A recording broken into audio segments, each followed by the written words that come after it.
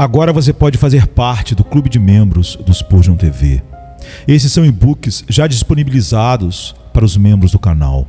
Todos os dias, novos e-books são adicionados junto com outros benefícios que só os membros têm.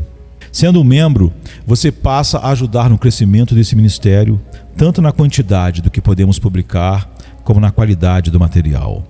Nosso propósito é, juntos, atingirmos o maior número de pessoas com solo escritura. Seja um membro do Spurgeon TV. E eu rogarei ao Pai, e Ele vos dará outro Consolador, para que fique convosco para sempre. Até mesmo o Espírito da Verdade, a quem o mundo não pode receber, porque não o vê nem o conhece. Mas vós o conheceis, porque Ele habita convosco e estará em vós. João 14, 16 e 17. Estamos tão acostumados a falar sobre a influência do Espírito Santo e suas sagradas operações e graças, que tendemos a esquecer que o Espírito Santo é verdadeira e realmente uma pessoa, que ele é uma subsistência, uma existência, ou como nós trinitários costumamos dizer, uma pessoa na essência da divindade. Receio que, embora não percebamos, adquirimos o hábito de considerar o Espírito Santo como uma emanação que flui do Pai e do Filho, mas não como sendo realmente uma pessoa. Sei que não é fácil carregar em nossa mente a ideia do Espírito Santo como uma pessoa. Posso pensar no Pai como uma pessoa, porque seus atos são atos que posso entender. Eu o vejo pendurar o mundo no éter, todo o vasto universo. Eu o contemplo envolvendo um mar recém-nascido em faixas de escuridão e mistério. Eu sei que é Ele quem formou as gotas de granizo, que conduz as estrelas por suas hostes e as chama por seus nomes. Posso concebê-lo como uma pessoa, porque contemplo suas operações. Posso perceber Jesus, o Filho do Homem, como uma pessoa real, porque Ele é osso dos meus ossos e carne da minha carne. Não é preciso muito da minha imaginação para imaginar o bebê em Belém, ou para contemplar o homem de dores experimentado no sofrimento, o rei dos mártires, quando ele foi maltratado no salão de Pilatos ou pregado no madeiro amaldiçoado por nossos pecados. Também não acho difícil às vezes perceber a pessoa do meu Jesus sentado em um trono no céu ou cingido de nuvens e usando o diadema de toda a criação, chamando a terra para julgamento e convocando-nos para ouvir nossa sentença final. Mas quando eu trato do Espírito Santo, suas operações são tão misteriosas, suas ações são tão secretas, seus atos são tão distantes de tudo o que é dos sentidos e do corpo, que não consigo ter tão facilmente a ideia de sua presença como uma pessoa, mas é o que Ele é. Deus, o Espírito Santo, não é uma influência, uma emanação, uma corrente de algo fluindo do Pai, mas Ele é uma pessoa real, tanto quanto Deus, o Filho, ou Deus, o Pai. Vou tentar um pouco nesta manhã estabelecer a doutrina e mostrar a você a verdade dela, que Deus, o Espírito Santo, é realmente uma pessoa.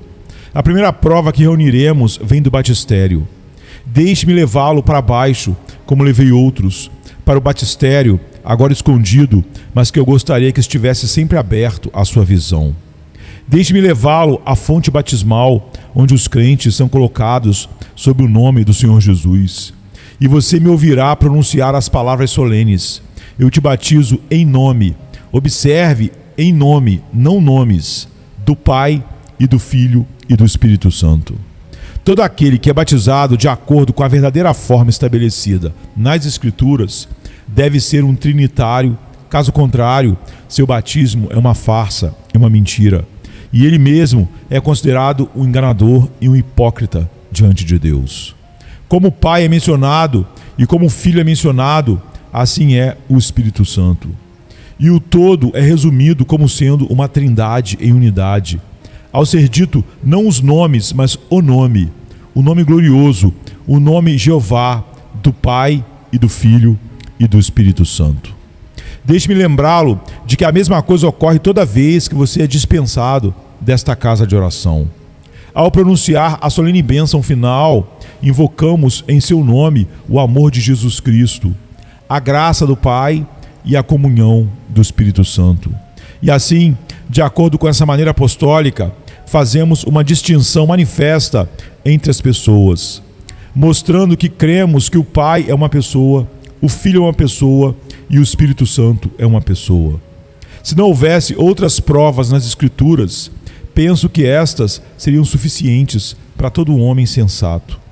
Ele veria que se o Espírito Santo fosse uma mera influência, ele não seria mencionado em conjunto com duas pessoas que todos nós confessamos serem pessoas reais e apropriadas.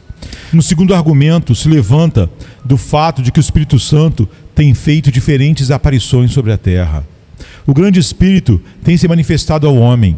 Ele tem tomado uma forma, assim que, conquanto ele não tenha sido contemplado pelos homens mortais, ele tem assim velado na aparência em que ele tem sido visto, tanto quanto aquela aparência estava ligada pelos olhos de todos que o contemplassem.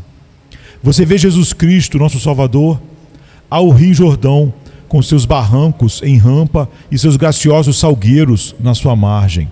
Jesus Cristo, Filho de Deus, desce até a corrente de água e João Batista o mergulha nas ondas. As portas do céu estão abertas. Uma miraculosa aparição se apresenta. Uma forte luz brilhou do céu, mais brilhante que o sol em toda a sua grandeza, e descendo em uma torrente de glória, vem alguma coisa que vocês reconhecem como sendo uma pomba. Ela pousa em Jesus. Ela senta sobre sua sagrada cabeça e, como os antigos pintores punham um halo em volta da testa de Jesus, assim o Espírito Santo derramou uma resplandecência em volta da face daquele que veio cumprir toda a justiça. E, portanto, começa com a ordenança do batismo. O Espírito Santo foi visto como uma pomba para marcar sua pureza e sua gentileza. E ele desceu como uma pomba vindo do céu para mostrar que é somente do céu que ele desce. Essa não é a única vez em que o Espírito Santo se manifestou em uma forma visível. Veja aquele agrupamento de discípulos juntos em um cenáculo. Eles estão esperando por alguma bênção prometida e paulatinamente ela virá. Há o som de um forte vento, ele enche toda a casa onde eles estão sentados. E atônitos, eles olham à sua volta, imaginando o que vai acontecer em seguida. Logo aparece uma forte luz brilhando sobre a cabeça de cada um deles. Línguas de fogo pousam sobre as suas cabeças. O que eram essas maravilhosas aparições de vento e labaredas, senão uma demonstração do Espírito Santo em sua própria pessoa? Eu digo, diante do fato de uma aparição manifesta, que ele tem que ser uma pessoa. Uma influência não pode aparecer, um atributo não pode aparecer. Nós não podemos ver atributos, nós não podemos contemplar influências. O Espírito Santo, portanto, tem que ser uma pessoa, uma vez que ele foi visto por olhos mortais e desceu à percepção da compreensão mortal. Outra prova é o fato de que as qualidades pessoais são, nas Escrituras, atribuídas ao Espírito Santo. Primeiro, deixe-me ler para você um texto no qual se fala do Espírito Santo como tendo entendimento. Na primeira epístola aos Coríntios, capítulo 2, você lerá: mas como está escrito, as coisas que Deus preparou para aqueles que o amam, mas Deus não-las revelou pelo seu Espírito, porque o Espírito sonda todas as coisas, sim, as profundezas de Deus. Pois qual é o homem que conhece as coisas do homem, exceto o Espírito do homem que está nele? Assim também as coisas de Deus ninguém conhece, senão o Espírito de Deus. Aqui você vê o entendimento, um poder de conhecimento é atribuído ao Espírito Santo. Agora, se houver pessoas aqui cujas mentes são tão absurdas que atribuiriam um atributo a outro e falariam de uma mera influência tendo entendimento, então eu desisto de todo argumento. Mas acredito que todo homem racional admitirá que, quando se diz que algo tem um entendimento, deve ser uma existência, deve de fato ser uma pessoa. No 12º capítulo, 11º versículo da mesma epístola, você encontrará um testamento atribuído ao Espírito Santo. Mas um só e o mesmo Espírito opera todas essas coisas, repartindo particularmente a cada um como quer. 1 Coríntios 12, 11. Portanto, é claro que o Espírito tem uma vontade. Ele não vem de Deus simplesmente pela vontade de Deus, mas tem uma vontade própria, que está sempre de acordo com a vontade do infinito Jeová, o Deus Trino, mas é, no entanto, distinto e separado, a terceira pessoa da Santíssima Trindade. Por isso digo que ele é uma pessoa. Em outro texto, o poder é atribuído ao Espírito Santo, e o poder é algo que só pode ser atribuído a uma existência. Em Romanos 15:13 está escrito: Ora, o Deus da esperança vos encha de todo gozo e paz no vosso crer, para que abundeis na esperança pelo poder do Espírito Santo. Não preciso insistir nisso, porque é evidente que onde quer que você encontre compreensão, vontade e poder, você também deve encontrar uma existência. Não pode ser um mero atributo, não pode ser uma metáfora, não pode ser uma influência personificada, mas deve ser uma pessoa. Mas tenho uma prova que talvez seja mais reveladora para você do que qualquer outra. Atos e ações são atribuídos ao Espírito Santo, portanto, ele é uma pessoa. Você leu no primeiro capítulo do livro de Gênesis que o Espírito Santo pairava sobre a superfície da terra, quando ainda era toda desordem e confusão. Este mundo já foi uma massa de matéria caótica. Não havia ordem. Era como o vale das trevas e da sombra da morte. Deus, o Espírito Santo, estendeu suas asas sobre ela. Ele semeou as sementes da vida nele. Os germes dos quais todos os seres surgiram foram implantados por ele. Ele impregnou a terra para que ela se tornasse capaz de vida. Agora, só pode ter sido uma pessoa que colocou ordem na confusão. Deve ter sido uma existência que pairou sobre este mundo e fez dele o que é agora. Mas não lemos nas Escrituras algo mais do Espírito Santo? Sim, somos informados de que homens santos do passado falaram movidos pelo Espírito Santo. Quando Moisés escreveu o Pentateuco, o Espírito Santo moveu sua mão. Quando Davi escreveu os Salmos e discursou com sua doce música em sua harpa, foi o Espírito Santo que deu a seus dedos o movimento seráfico. Quando Salomão deixou cair de seus lábios as palavras dos provérbios de sabedoria, ou quando ele entoou os cânticos de amor, foi o Espírito Santo que lhe deu palavras de conhecimento e hinos de êxtase. Ah, e que fogo foi aquele que tocou os lábios do eloquente Isaías! Que mão foi aquela que veio sobre Daniel?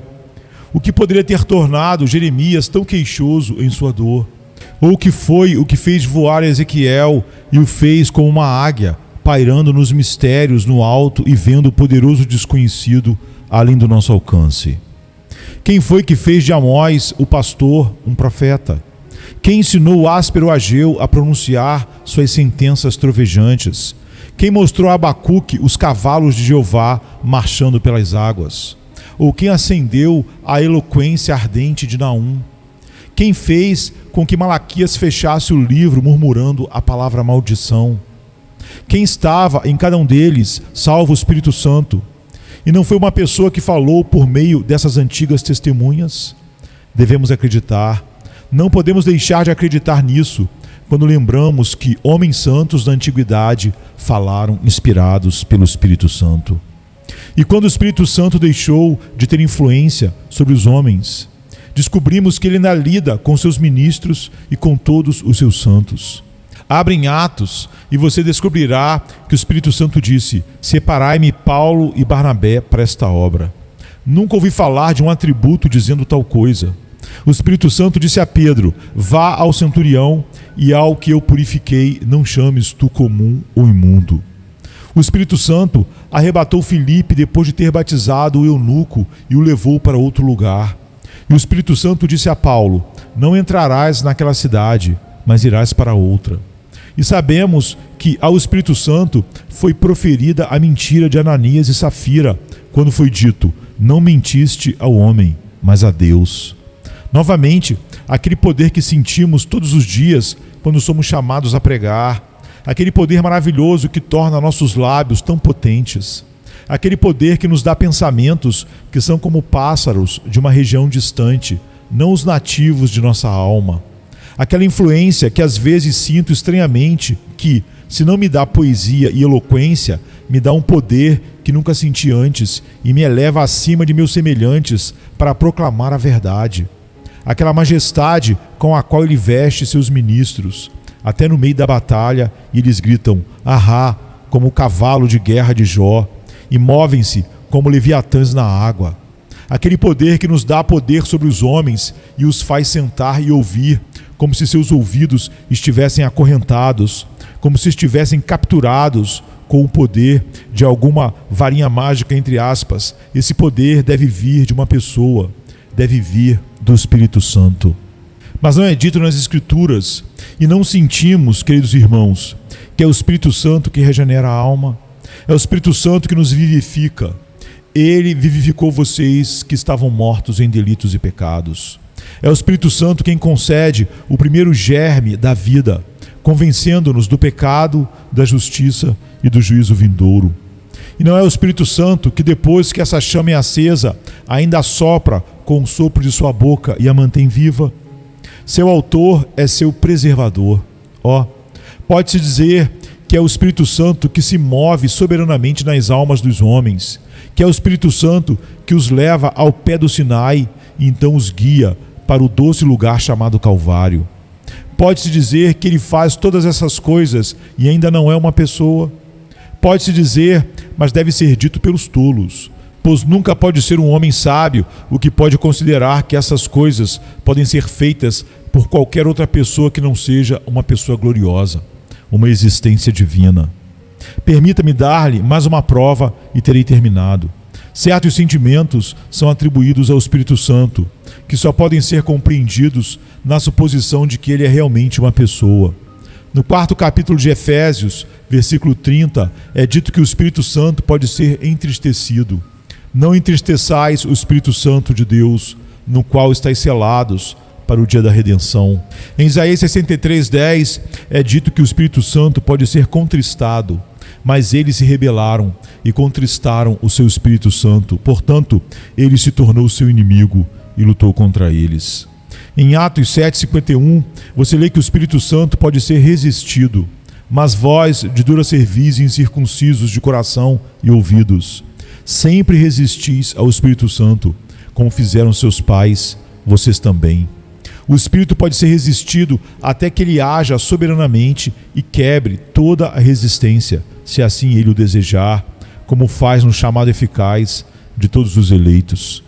E no 5º capítulo, 9º versículo do mesmo livro, você descobrirá que o Espírito Santo pode ser tentado, entre aspas. Somos informados de que Pedro disse a Ananias e Safira. Pedro lhe disse, por que vocês entraram em acordo para tentar o Espírito do Senhor? Veja, estão à porta os pés dos que sepultaram seu marido, e eles a levarão também. Atos 5:9. Ora, essas coisas não poderiam ser emoções que pudessem ser atribuídas a uma qualidade ou emanação. Eles devem ser entendidos como relacionados a uma pessoa. Uma influência não pode ser entristecida.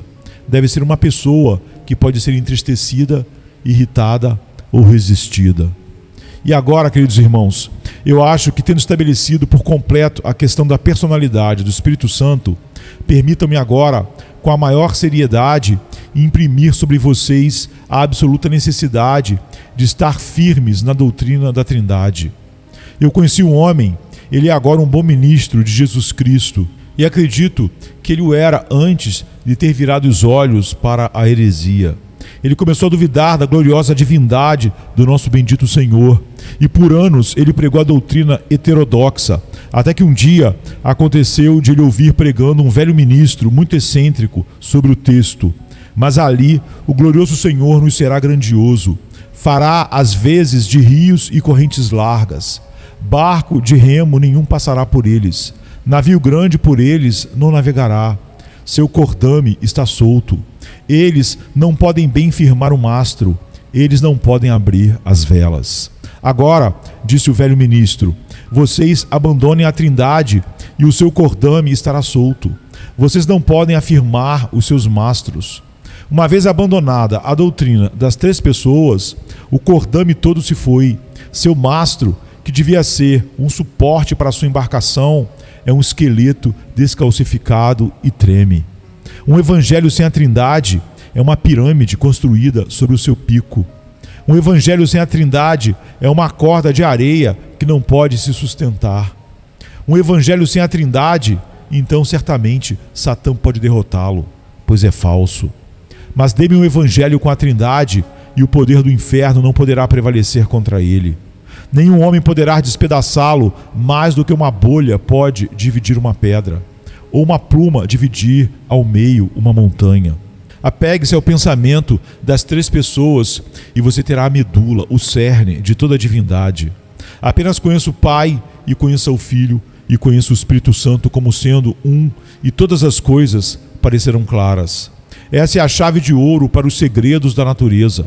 Esse é o fio de seda para os labirintos do mistério. E quem compreende isso, cedo compreenderá tanto quanto aos mortais é dado saber.